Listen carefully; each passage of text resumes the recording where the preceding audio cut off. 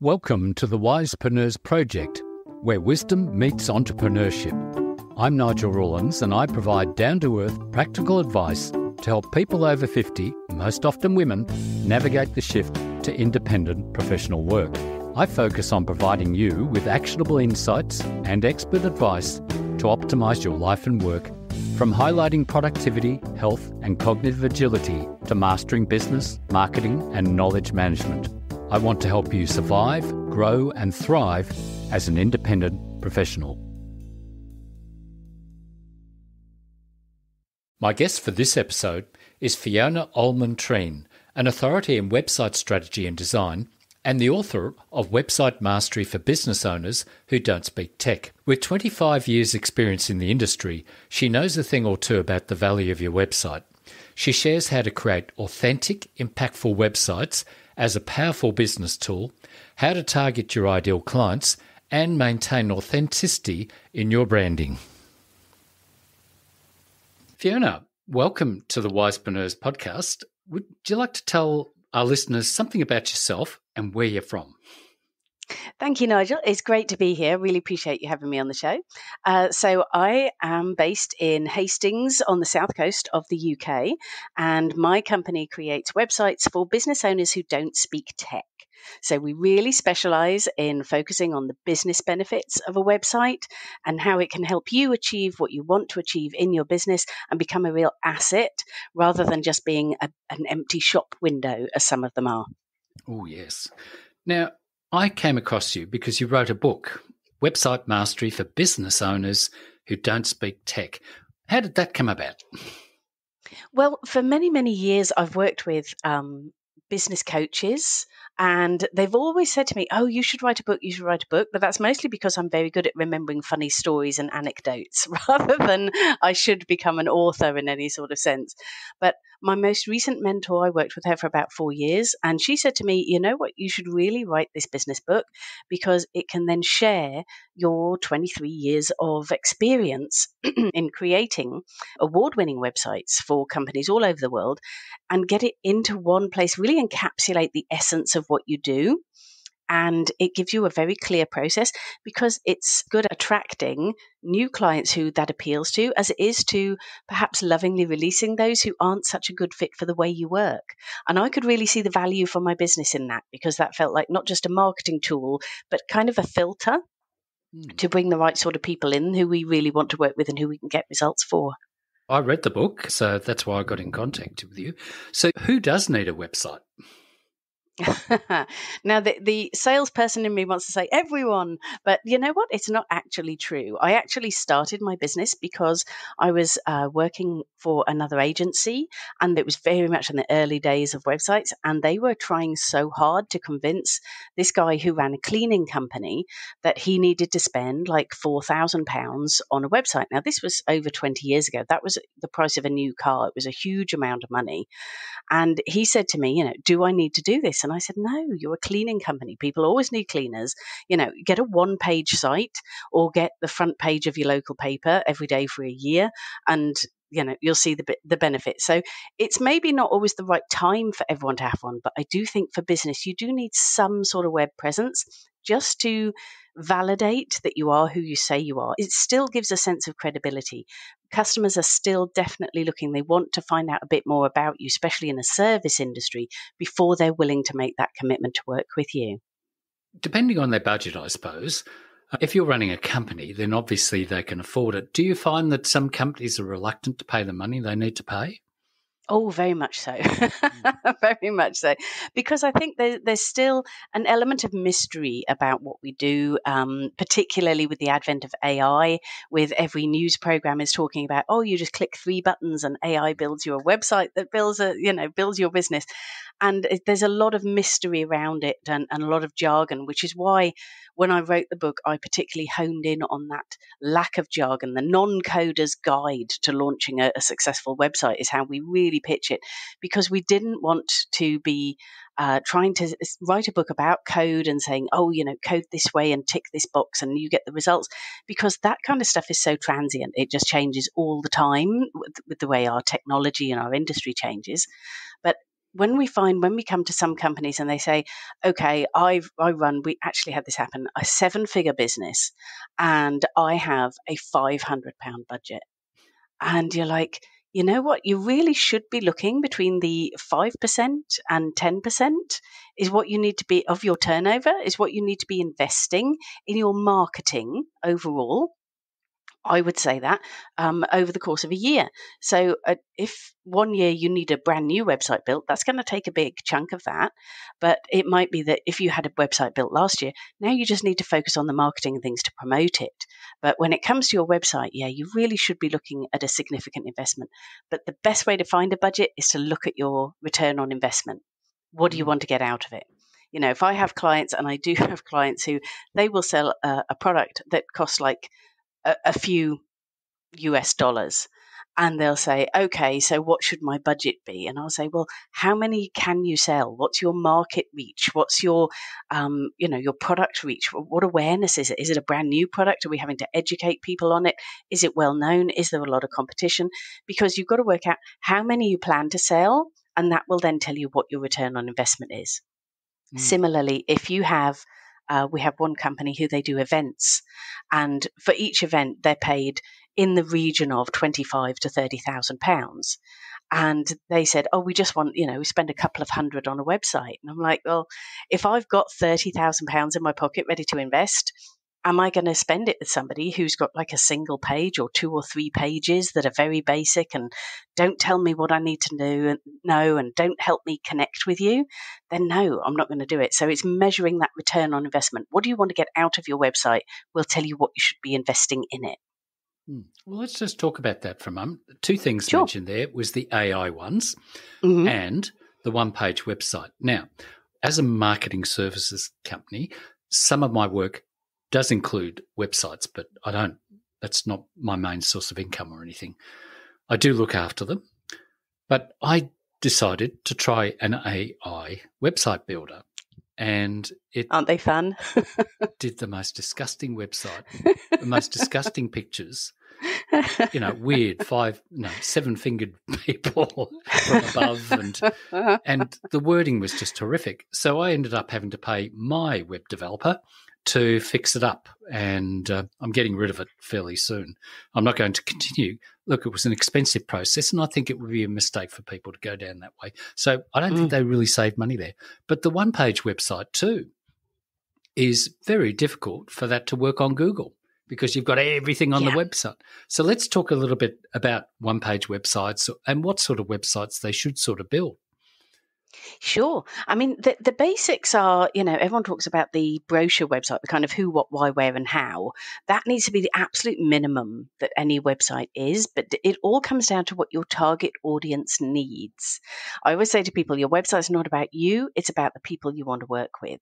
So if you are selling a widget for a few dollars that everybody else sells, and all you want is to put adverts out on Facebook, which lead to a landing page, which tell you all about the widget on one page, and they can buy it on that page, and that's it, bang, bang, bang.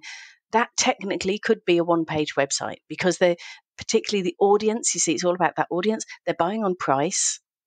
They're short of time. It's an impulse purchase. So they don't need a lot of information. Whereas the kind of businesses we deal with tend to be, they're in the scale-up mode. They've already been going about 5 to 10 years. They've got 5 to 10 staff as a minimum. And they're looking at getting above the, 500,000 and really scaling up. And that's where you need to be looking at not just who, what, why, where, and how to explain who you are as a business, but also what can you take off your desk? So what are you mailing out? What are you sending out to people? What are you doing copy and paste with? That's always my favorite. If there's anything to do with your website that you're then copying and pasting, it could be inquiries that come through your general inquiry form. It could be messages from people saying, oh, I'd like to book a meeting with you. When are you available? And you're having to copy and paste that into your CRM, or you're having to copy and paste their availability into your calendar to see when you're available. That's all stuff that your website can be doing behind the scenes. So that's taking work off your desk. It's becoming a more valuable asset in itself.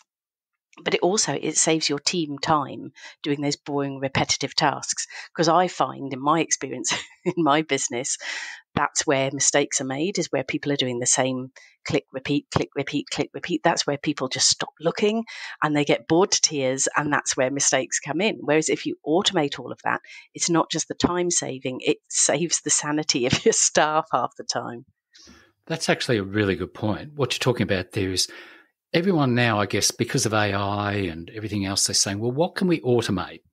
Which is fantastic that we can do it. So you're putting that thought into their website. So they might come along and say, we're on a website, and you're now opening it up and saying, well, what are some things that we can get the website to feed in to your systems? I think that's really, really good.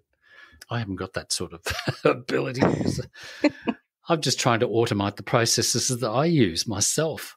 Okay, if you've got a one-page website, it's pretty obvious to me Google's going to get confused about what to look at on that page. Whereas, like you're saying, if you've got a business, you need a number of pages. So what do you think about that sort of thought? Well, also, you can use it as a real support tool for your sales team. Again, thinking about the people, the technology is just the tool to aid the people, whether that's getting your marketing message across or receiving sales and making them in a valuable way, in a pre-qualified kind of method.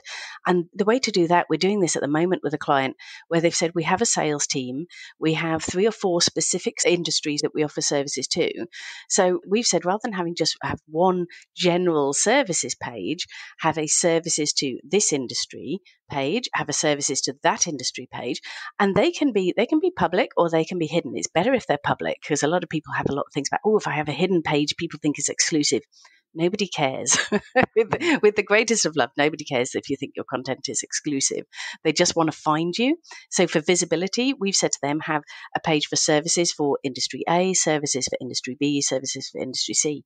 Now, this has a twofold effect. Firstly, when the sales team are targeting industry A, they can send all of if they're doing an email campaign, if they're doing a paid ad campaign, anything like that they're doing, way outside the website, nothing to do with what we're doing for them.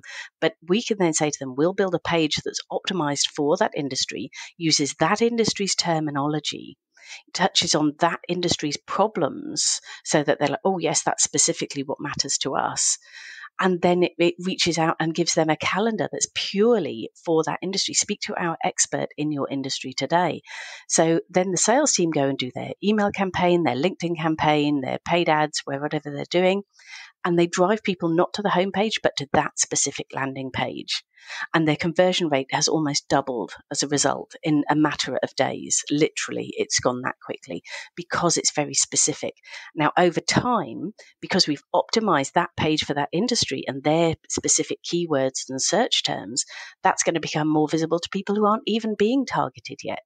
So it's helping them to grow that business without their active input. So it's a balance of supporting the actions you're taking and also taking action on its own to support your overall goal.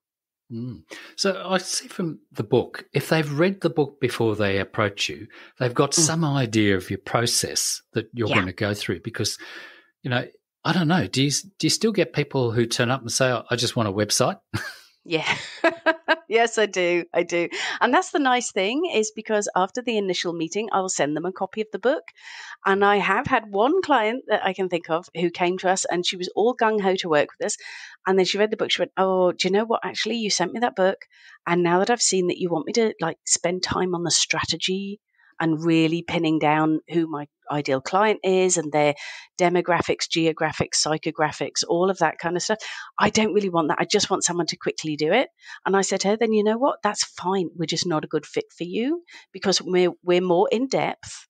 And then we know that will give you better results later. But if you just want quick wins now, we're just not the right fit for you. And that's fine. That's the nice thing of being in business a while is that you get to recognize and value your time. And when there's the jobs that come along that occasionally someone on my team will say, oh, but that's easy money. No such thing. There's no such thing as easy money. You're dead right there. So what would you recommend to that lady who, I just want a quick website? Where should you send her? With people like that, we have strategic partnerships that we can refer people to if they have specialities in particular areas. But to be honest, she was a complete startup we're not best suited for startups. I love startups. They're all so enthused and they're so crazy with excitement. They all want to be a millionaire by Friday and think they've invented the new eBay. And I just adore their energy. I feed off it. But it's then you spend a lot of time managing that and managing expectations and kind of coaching them almost, which I don't mind. I've done a little bit of mentoring in my past in a voluntary sense, so I don't mind doing that. But really, we know where we can deliver the best value. So I actually said to her, in her case, go and have a look at Squarespace. They've got nice templates. Go and grab a Squarespace template and put something together. And in 6 months' time, look at your results. And she said, well, I'll look in a year. I said, 6 months. This industry is far too fast moving for a year. So give it 6 months, then look at your results. And then hopefully, if you've got a bit of traction, you've started to get your name out, you're doing all of the other stuff, the offline networking, in-person networking, advertising, all of that sort of thing. You've started to build a bit of momentum, then come back and have a chat with us. But in the first instance, the irony was she did end up doing the exercise in stage 1 of my book, which was about identifying your target audience. So it did help her in the end. That's the thing about strategy that I'm coming to realise. There's quite a discipline to it. And I don't know, I think a lot of us single-person businesses, like I'm a single-person business, and we're a bit creative, don't like to be tied down to thinking like that. It terrifies people. So tell me, how do you get your clients focused on the strategy and the roadmap? Well, the simplest way that I put it to them is, do you want me to bring you 1,000 clients who look at your website or 100 people who buy? And I did actually have one client historically who said to me, let me think about it. And I said, okay, then we're not right for you because you're not thinking. It's all, people are all about the volume. And we do see that where people go with paid SEO campaigns and things like that. They're like, I just want more traffic, more traffic, more traffic. And the SEO people, although they'll try very often and guide people as to what you then have to have on your website, that wasn't their job. Their brief was to bring you more traffic. They brought you more traffic doesn't mean they're going to buy. And the way I always describe the magic formula that you need really for a website for that is that ACE. It's that attracting, connecting, and engaging. That your website always needs to be attracting, so that visibility piece is massive. Connecting, so when they get there, they see the right images, the right text, the right message that appeals to them, the right navigation, so they can find things easily in the way they think. And then engagement, which is then driving them to then reach out to you, book a meeting, make a connection, download a marketing piece, something like that. But it really is all about getting people not just onto your site in the first place. They have to be the right kind of people. And that's what helps people when I say, we're just going to spend a little bit of time on this. And literally we'll spend like not even an hour on the phone with the client and we'll go through, just think about who is that dream client. And the nice thing is, if you've been in business for like longer than 10 minutes, if you've got a few clients, literally a handful, you know who your dream client is. All you need to do is close your eyes and think, who's that client that when I see their number come up on my phone, I think, oh, yay, I wonder how they are. They're your dream client. And then think about what age are they? Whereabouts are they geographically? Does that matter to you? Because it's very easy to say now we can work with everyone in the world. I want to work with everyone in the world. You might not want to. What if they're paying you in, Venezuelan dollars or something? You don't know what to do with that money. You don't know how to pass that through your bank account, etc. So that person that you think straight away, oh, lovely. Mine is Peter, a guy called Peter. He was my client number 21. I still remember his number. He is he won't mind me saying this, I'm sure, middle-aged businessman. When I met him, he and his wife had been running their business about 6-7 years. And now the business is just so huge. The turnover figure is enormous. They have offices all over the world. They're absolutely massive. But to me, he was still my dream at that time. They were the people, five staff, 5 years, 500k turnover. They were the ones that I was looking for, and he was just perfect for that. So just think about who's that client you love. They're your dream already. Well, that was an interesting point you just made about the turnover of that particular client, so you could figure out if you could work with them. And obviously with a client with that sort of turnover, and you mentioned earlier, it was the percentage of money that they should put into their marketing. Let's go back to when you first started. Do you remember that? Well, I remember too, because I started about 25 years ago, but not doing websites. Most of my work was print-based for many, many years. And then people started wanting these websites, and we had to do it in HTML. So you did have to code in those days. And they were pretty ordinary looking, and you're trying to get attention. But in those days, you wanted hits, and you had little hits down the bottom. So the issue today is you get a client who's fairly established. They've been dabbling with a bit of a website, but it's pretty ordinary. Mm-hmm. They're not getting much traction. Obviously, you've got a strategy to go through, but how do you get them to get noticed out there, especially if they've got lots of competitors? How are they going to stand out? Well, it's the oldest message in marketing, isn't it? As you'll know, is that USP. What's your unique selling proposition? What makes me come to you that I wouldn't go to others? And very often people will say things to me like, oh, we give great customer service. Everyone thinks they give great customer service. Whether they do or not is another question, but they all think that they do. So I'll say, well, why would I come to you? Oh, well, because we give great customer service. Okay. So when I've got a good customer experience with you, what does that look like? Well, you get a dedicated account manager. Okay, that's something. That's number one. That's a dedicated account manager is a big deal. I'm not going to get passed around a whole team of salespeople. What else does that experience? Oh, well, we give you like full instructions after, we've done the installation. We give you instructions on how to maintain it. Okay, lovely. So you send me off fully equipped with my dedicated account manager. I'm fully equipped to get up and running. And it's all of that whole thing of just turning it round. So you're selling the sizzle, not the steak, as I was always told when I started out. And that's no different on your website. But it's just making sure it's all about that. When I see clients who say to me, oh, we want to say, we do this, we do that, we do that. I say, well, you're weeing all over people. And that's a whole other website. Nobody wants that. So it's not about you. It's about them. So you can say things like, say, for example, with us, we have a strategy first methodology. We lead with strategy first. But if I say that to a client, they go, whatever, don't even know what that means. So it's always putting that in context. We lead with strategy first. So we know that you get a website which appeals direct to your target client, your dream client who you want to work with and who are more likely to buy from you. And that's the piece that the clients are going to listen to. It's always, what's the flip side? What's the other side of that coin? And when people say to me, I just want more visibility, I just want more traffic. And you say, well, do you? Let's look at what you've already got. And maybe they think they need a whole new website. They don't always need a whole new website. There might just be barriers to purchase. E-commerce is a great one. Any site, and I do still see some, but any site which requires you to register before you can purchase is dead in the water. I'm not going to give you my personal data. We're in an age where we've recognized the value of our personal data, the importance of securing our personal data. Why would I give that to you just because I want to buy a bracelet? So that's what we need to be thinking about is what does it mean to the client? That's always the underlying message. Yeah, you'd laugh. Amazon delivers to my house every day now. Yeah. Do you know what my friend actually said to me? Her daughter was ill and she said, I swear to goodness, I thought the Amazon man was going to knock at the door and see was she okay because she hadn't ordered anything today. Well, it's one click. It's got all my details in there, unless, of course, I want to use a different card. And it's so easy.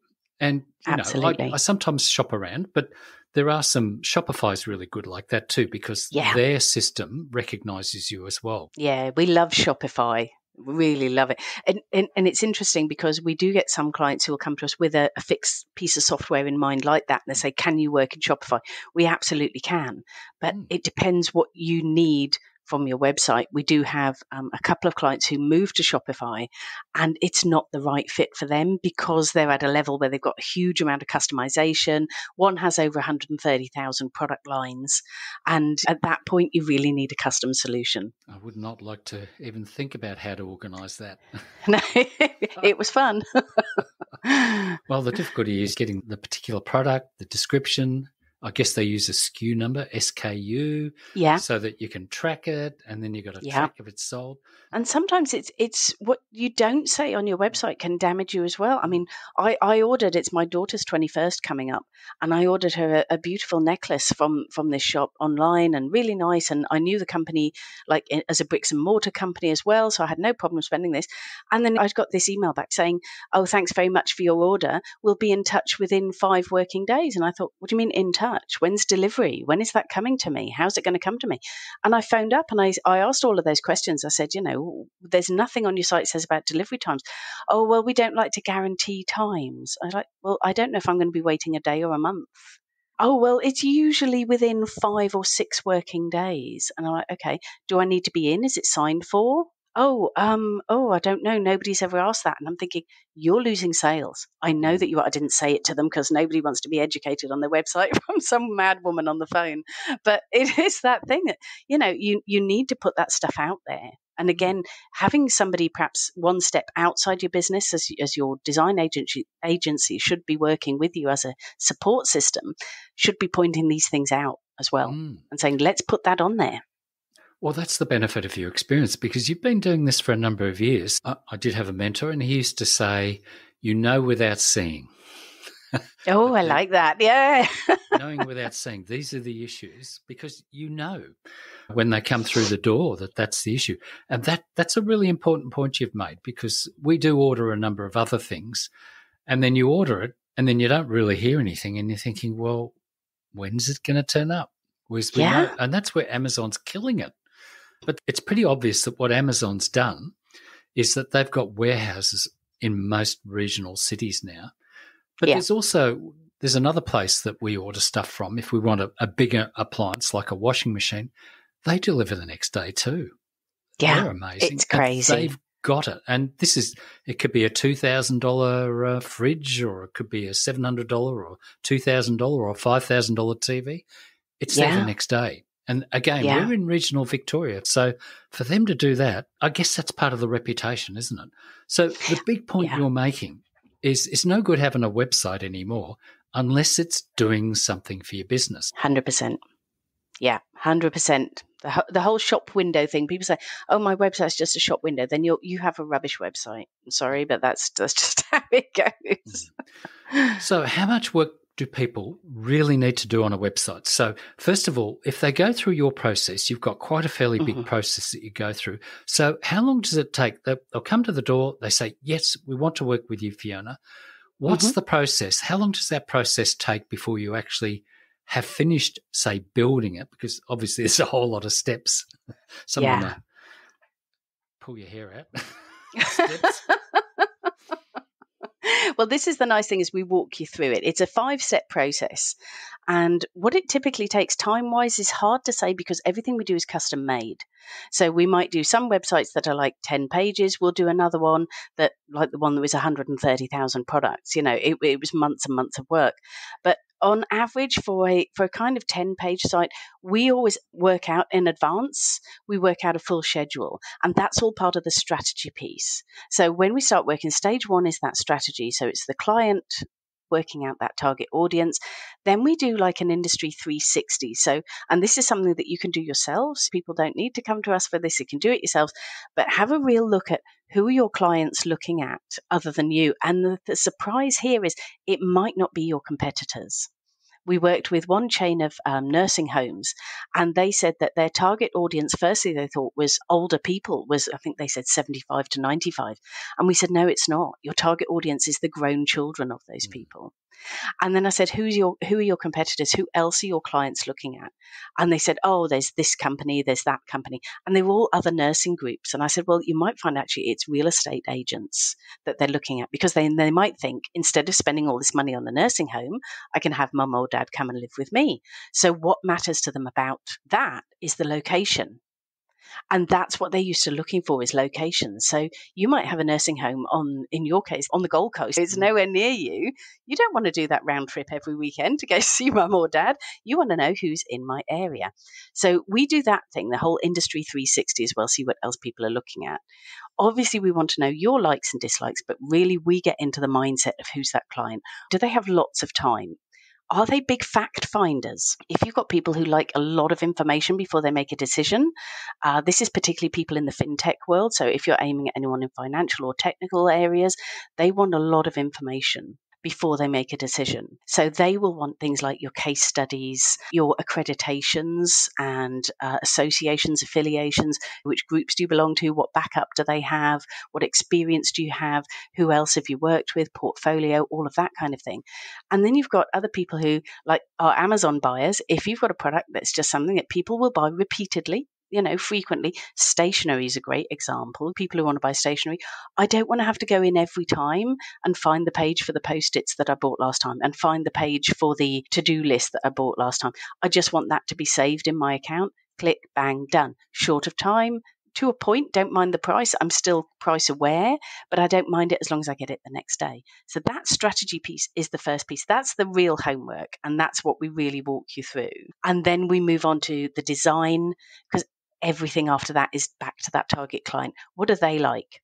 You might love black and red and chrome, and you're selling to party planners for little girls. And we're going to be very sexist and broad here, but they tend not to want chrome for a party theme for little girls.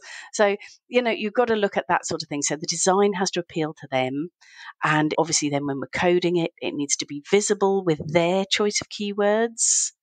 We had one client who did that. He sold building supplies, and he said, I want to come up for building supplies. So we did that, and he came up for building supplies, but he didn't get good traffic. And when we actually looked at the other side of it, what are people searching for? They were looking for builders supplies. They didn't look for building, they looked for builders. We changed it to builders, and the traffic went through the roof. So again, all about that target audience. And then to be fair, the last two stages are getting it launched properly and getting a decent hosting platform, because the last thing you want is to come in the morning and your website's been down all night and nobody knew and nobody's looked at it. And then part of that is support and keeping it updated. That's the most important thing. Do not do your website and leave it. There's all these ghost ship websites around the internet, and they really need support. Your website needs love too. No website left behind. That's my motto. All right. So we're going to go into that in a moment.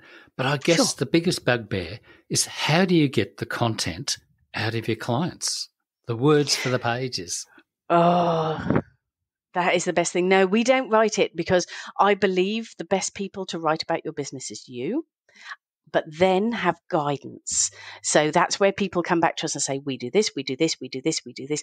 And I will say to them, okay, so that, all you need to put is the end, so that you, da-da-da, which means you, da-da-da. And it just needs that little so that you, which means you. Eventually, this leads to you. It's always got to be that sizzle, not the steak, and flipping that around. So we do guide them on that. Some clients really struggle with this. And now with some of the AI, we say to them, you know what? We can give you a list of starting points to think about. And then we can use AI to search what are the most popular terms at the moment in that industry, what are the things that people are really searching for in that industry, that sort of stuff. We can give them that as a list, but we don't recommend using, at the moment, I have to say, it's advancing at a rate, but at the moment, we wouldn't recommend using AI to write your website. A human being is always going to get a better connection with another human being than a robot. I must admit, in the past, I've hired journalists to help write. I haven't created any new websites for several years now. I'm still looking after the 18 that we've developed over the years. So I've got clients who go back maybe 15 years, and I'm still looking after their websites. So I don't seek any new clients. That's why I was wanting to talk to you, because I think you are seeking new clients, which is good, of a particular type. And the listeners can hear that you know what you're talking about.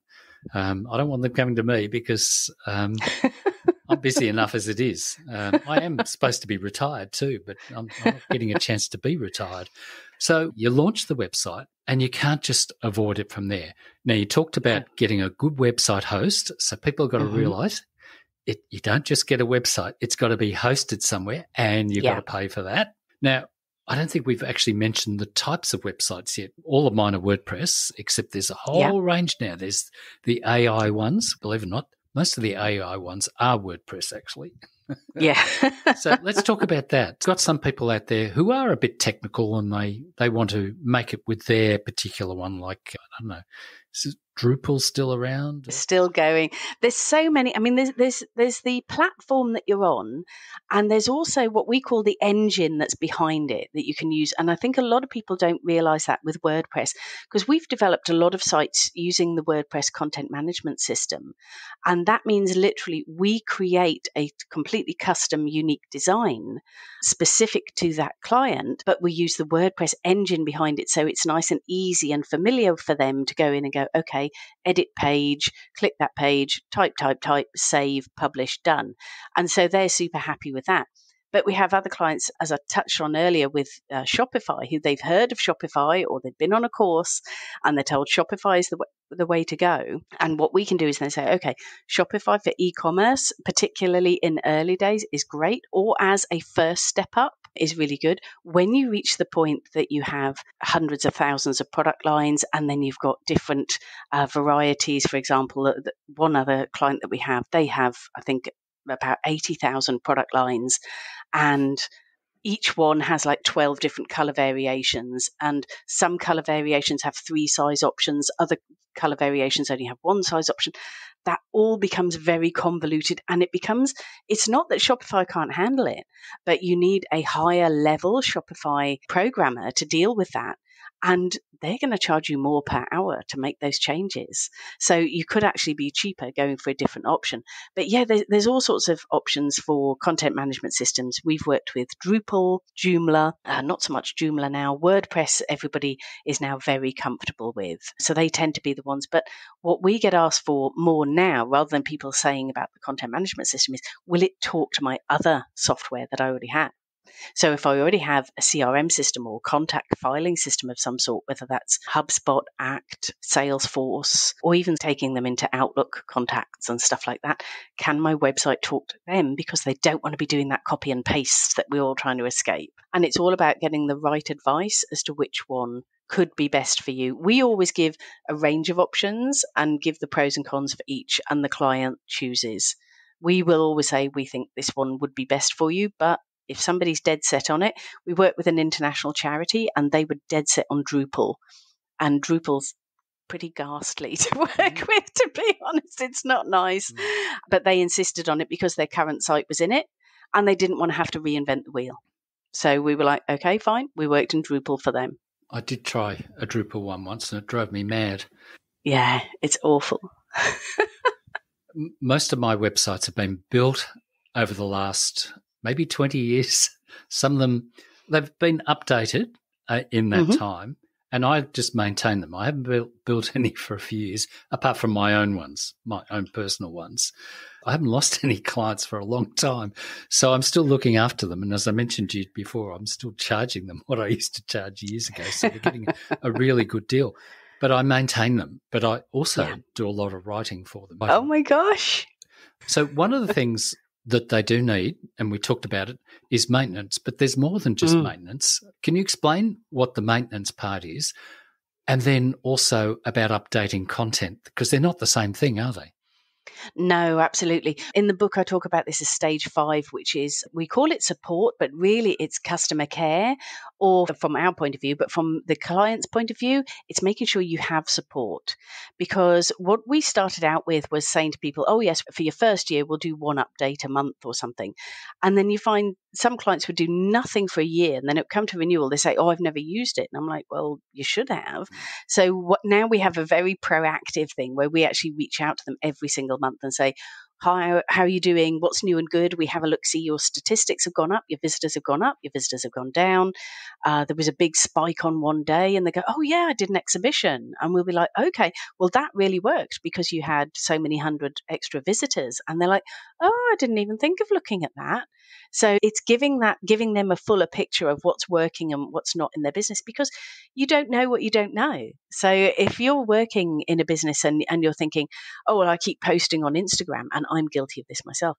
I thought last year, I keep posting on Instagram. I don't know why. We get nothing from it. We get very few likes, very few engagement. We had a client came out the blue, really big client, worked with us, fantastic job, lovely people, really loved working with them. And I said to them, where did you find us? They said, oh, on Instagram. And I'm like, I'm looking in my followers and I'm like, you're not one of our followers. And they're like, no, we just looked. And that's the hardest part, I think, about the support that we give is sometimes you don't always see the benefit. There's obviously direct support. So anything goes wrong with your website, we'll help you with it. Or if you uploaded a picture and it's the wrong way round, then we'll go in and flip that around for you before you've even noticed it is the wrong way round very often.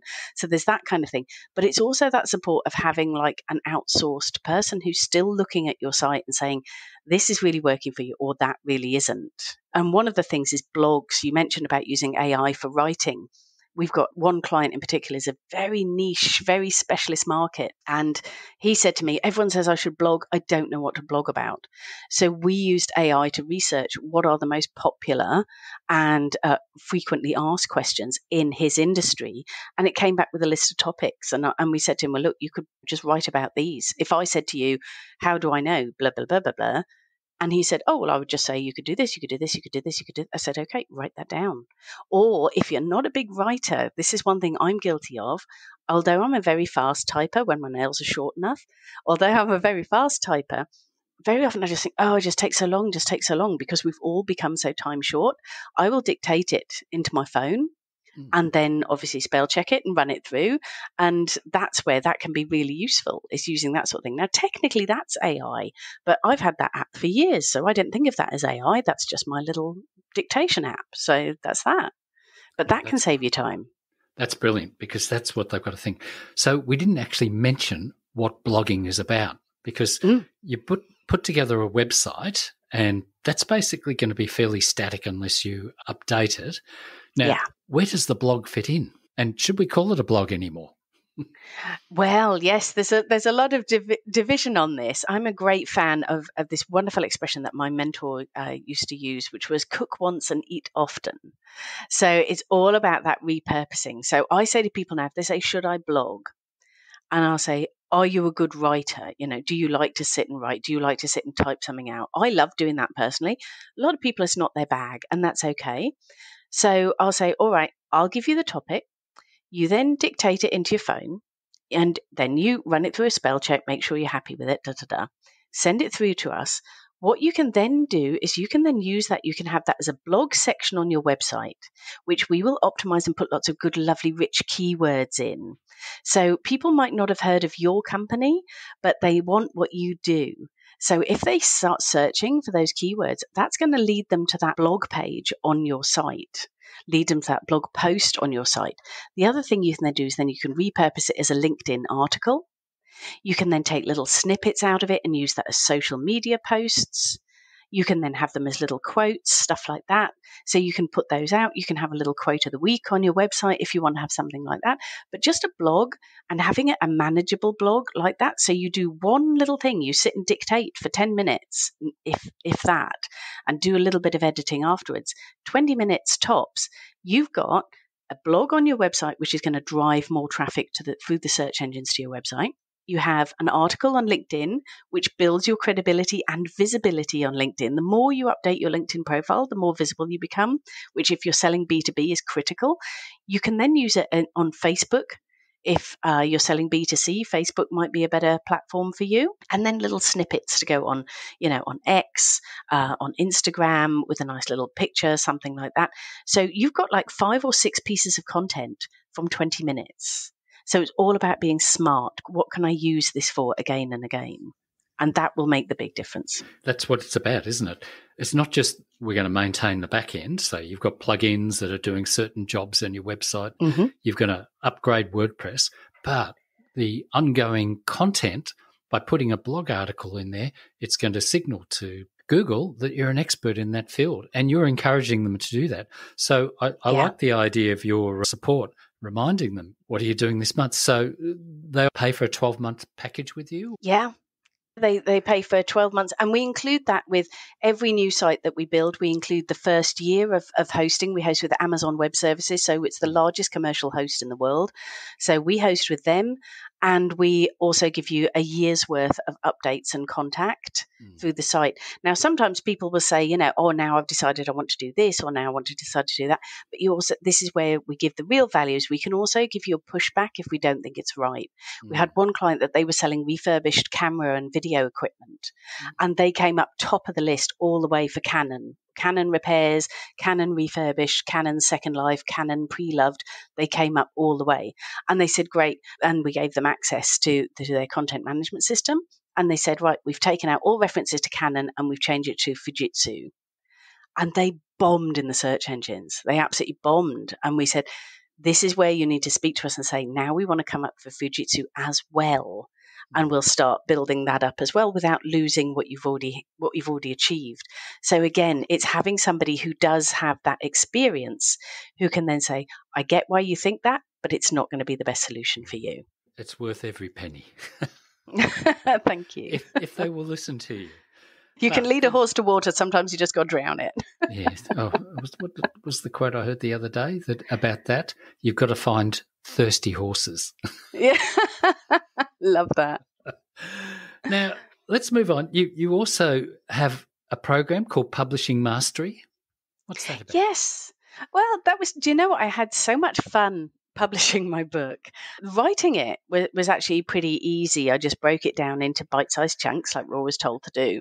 But then when it came to publishing it, I didn't want to go through a traditional publishing route. I wanted to self-publish because I'm just totally uncontrollable in terms of being told what to put in and what to take out. I'm unemployable as a human being. I know this, but I just wanted to make sure that it was easy to get it out there really quickly and that I could do it without having to print like 5,000 copies. I'm very eco-aware.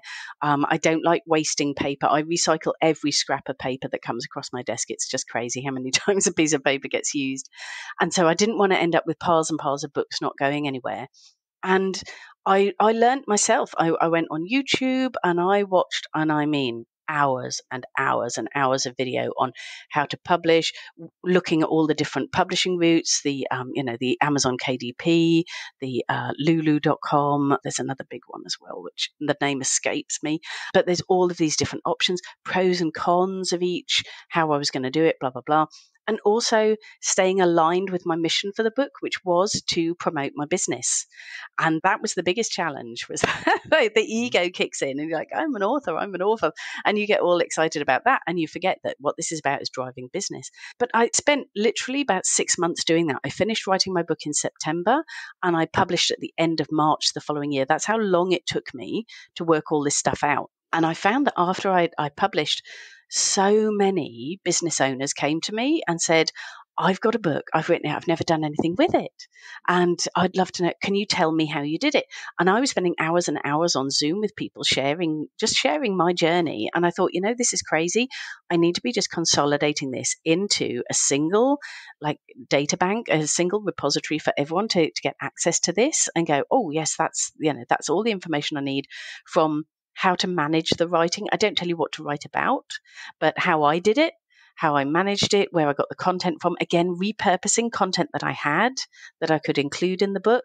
And then the publishing itself, the launch, planning the launch, making sure that I did that in a way that was aligned with me. And also I threw in a few ideas that people had given me that I didn't do, things like in-person book signings and things like that. I didn't do that myself, but I know a lot of people who have. And then using the book as a marketing tool afterwards. So again, it seemed to go through these stages. And I thought I can just record all of this, put it in one place. And then anybody who wants to follow that journey, anyone who wants to find out all of the information in there. And I put loads of links to software that I used and websites that really helped me, and a few links to free trials and of software for those sort of bits that I'd used. And I put that all into an online course and called it Publishing Mastery. And I put that online at publishingmastery.co.uk. So people can go and access that. And now it's a little online course that runs on its own. And people can use it to publish their own business book. That's a great idea. No, I saw that and I thought, I'll have to have a look at that. So, yeah, but for any business to write a little book about business is going to help them with their marketing. And I think that's very, very important. So what haven't we mentioned that you'd like to talk about? The only thing that stands out that keeps coming up for me is the whole AI piece, because you can now write the whole book using AI. You couldn't, it's probably just as well, you couldn't when I published mine. I don't know if I'd have had the discipline to not just have a dabble with that. But what's been most successful for my business, the book has been transformative. It's brought in like 100K worth of business that we wouldn't have had otherwise. It's been really fantastic for that. And I think the key thing, the lessons that I've learned with that is the thing that's said to me more than anything by clients is, I can hear your voice when I read it. Everybody who says to me, like, oh, did you get AI to write it? And I say, no, I didn't. I did get AI to help me with the title. I was really struggling with the title. I was going round and round. I had 3 or 4 different ideas and I put them into AI and I said, give me 10 single line titles from all of these ideas. And I just literally put an absolute mind dump of just all these different ideas. And it helped me come up with the title. And I thought, oh, I like the start of that and the bottom of that. There we go. Put those together. There it was. So that was very useful. But the key thing has always been the authenticity. It has to be authentically you and your own voice, I think is really important. Yes, use AI to get started. Don't stare at a blank page for days. There's no point. But having that element of you and what you love, it's actually been really transformational internally as well for me and for my team. Because now my team will say, if we're doing something on a website, one of my guys will invariably say, oh, yes, that's in chapter doodah. We talk about that. And I'm like, oh, okay. It's like, and similarly, I'll say when I'm working with clients, I'll start talking about something and I'll just drop into, this is what I really love. And hopefully my passion and belief in what I talk about comes through. And then they read the book, they hear that as well. So it endorses your message. And I think just having a book for the sake of it, because everyone says you should have a book, is not necessarily going to work. Really have a book to endorse that you know what you do. That's what it is. It's a business card on steroids. When I go to networking now, I don't take business cards. I take 3 copies of my book. And when I'm speaking with people and I think, do you know what? I think my book can help you, whether or not you'll be a client or not. If I think my book can help you, would you like a copy of my book? I'd like to gift you a copy. Here, I'll sign it for you right here and now. Always sign it, by the way, because then people don't throw away a signed book. But yeah, you do that, you sign it and you hand it over. They come back to me every time. What a great idea. That's an interesting point you made. You can imagine websites that are just using AI to write their blog articles. I use AI all the time, but not to write all my stuff. It helps me put together some ideas and then I put what I want into that paragraph and then I jumble it up and I say, look, can you help me clarify what I want to say there? And then I have to remove all the strange words that it uses. Yeah. The big one at the moment is a seasoned consultant. And I'm thinking, seasoned? Who writes like that? AI writes that like that. So you can generally tell. But yeah, I agree totally. One is you've got to be knowledgeable. Now, AI can be knowledgeable, but it's not the same as our talk now, where you've had some 23 years in the industry. You know your stuff, so that when somebody comes through the door, you know that they're not going to be a good fit. But you also know where they can go and take that, which is really important. Yeah. Well, that's fantastic, Fiona. Thank you for the time you spent. How can people find you? Where do they find you? Tell us that. Easiest way to find me, I'm not hard to find. If you search online or you go to fatpromotions.co.uk, that's me. Or if you'd like to download a free chapter from my book or find any of the links to buy it, it's available in, I think, something like 20 odd countries around the world. So if you want to reach that, you go to websitemasterybook.com and you'll find us there. Fantastic. And I'll put all the links to LinkedIn and all that when we put out the podcast. Excellent. Oh, I look forward to hearing it. So thank you very much, Fiona, for being a guest. Thank you, Nigel. Really appreciate you taking the time to chat with me today. Thank you for listening to the Wisepreneurs podcast. I hope you enjoyed this episode. Please consider subscribing to the podcast. And if you're feeling generous, buy me a cup of coffee to keep me going. Thank you.